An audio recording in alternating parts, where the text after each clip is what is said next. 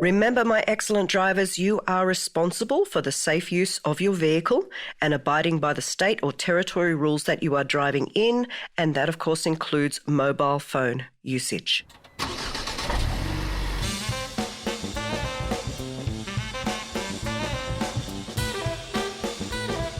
Hello and welcome to the Art of Confident Driving. I'm your host, Liz Lafferty, and today we're going to talk about the difference between instructors and examiners. All right, so I'll keep this short and sweet, just like me.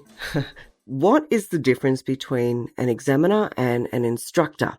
Because many times I get phone calls from students' parents who have said, oh, look, little Johnny went for his test and the instructor failed him. You know, it doesn't really matter in the scheme of things most of the time, but there are a few moments where I want you guys to be aware that, hey, there is a big difference between instructors and examiners in certain situations. So the first one, let's cross this one off the list. The first difference is examiners are employed at the Department of Transport for whatever state or territory they're in. Now, there are in Australia 2 territories that I'm aware of that do competency-based training and assessment. And what that means is they can be your instructor and your examiner. But it's not in Queensland where I am. It's not in New South Wales where I used to be. I'm fairly certain it's not in Victoria or the other states. It's just in the Northern Territory and the ACT. So first of all, any examiner that you come across is probably employed by the Department of Transport. So whichever one it is in your state, they are employed by them. Second, and this was something I found out a couple of years ago, here in Queensland, you don't actually have to be an instructor to be an examiner. And what I mean by that is, again, in New South Wales, all those years ago when I first started back in 97, to be an examiner, to work for the Department of Transport and to take tests out for the exam, you had to have done the instructor's course first. So whether you were actually employed or you were doing the job of an instructor, or whether you just did the course. Once you've done the course, you can then apply to be an examiner at the Department of Transport.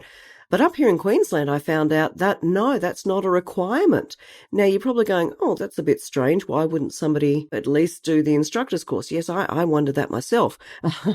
I'm sure I'll get an answer one day. But the point I'm making is they've done an examiner's course where they've been trained and trained well to take the student out, the applicant out, and do the test.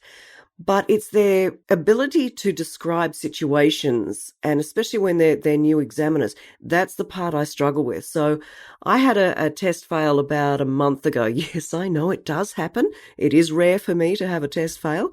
And yes, it still does happen. No matter how good the training can be, no matter how well prepared you are, there are still moments where the student's brain, it's too much. The nerves get a hold of you, the emotions get a hold of you, and unfortunately we do some silly things. And the strange part is I'm so prepared for all of that I do prepare my students for those sort of things. I've seen it after all these years. And that is one of the first episodes I recorded for the subscriber lessons was anxious drivers. So I actually talk the students through what you need to be concerned about, what you don't need to be concerned about. We do some breathing exercises. So all of that is on that episode. So I've seen it plenty of times, and it doesn't matter how well prepared you are. You've got to be mentally prepared and emotionally prepared for it. So as I say, on occasion, I do get a fail. So this happened about a month ago. And as the examiner after the test came back and we were standing around getting the report, as the examiner was trying to explain it to me, I was utterly lost because he wasn't explaining it correctly.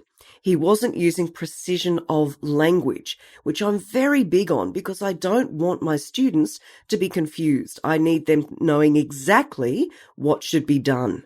And I describe it precisely. And that's how I do it in my lessons. That's how I do it in the subscriber lessons. So that you can be assured of. But he was describing the big mistake that my student did. And the words he used, he said, so we were going up, let's call it Tree Street, doesn't really matter, going up this street, and she turned right onto the wrong side of the road.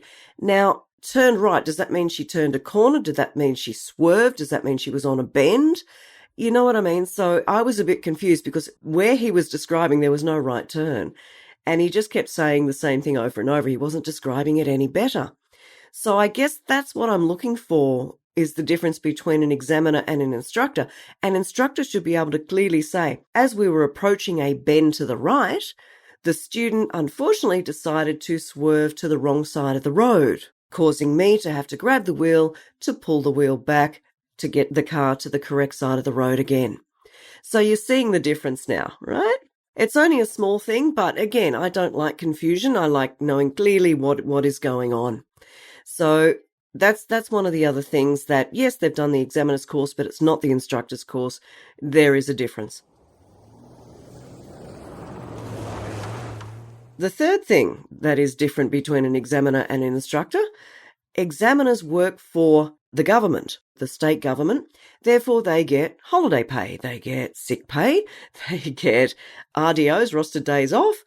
You know what I mean? They get paid for their time, whether they're able to go to work or not. Most instructors, we don't have that luxury. We've got to pay for our own holiday pay. We've got to save up for, if we're sick for a week. That happened to me recently. I was actually off work with pneumonia for 2 weeks, which, it was horrible, but it was also, gee whiz, I've got my rego coming up and I haven't worked for 2 weeks. So when some people say, oh goodness, you're a little expensive, I'm thinking, well, yeah, but you're not paying me by the hour, right? I don't do 8 hours of lessons. I do 6 lessons in an 8-hour day, and I've got a lot of travel time in between. And 6 is really pushing it in that 8 hours, by the way.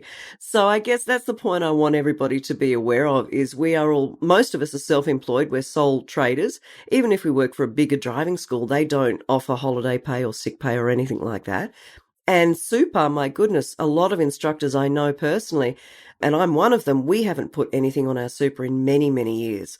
So, I guess pay is a big difference between an instructor and an examiner. And the last thing that I want people to be aware of is instructors and examiners. Look, we've got pretty similar jobs. They're pretty high stress. We do have to really concentrate on our job. But having said that, examiners are lovely people. They've usually got a pretty cool sense of humour because they've got a tough job.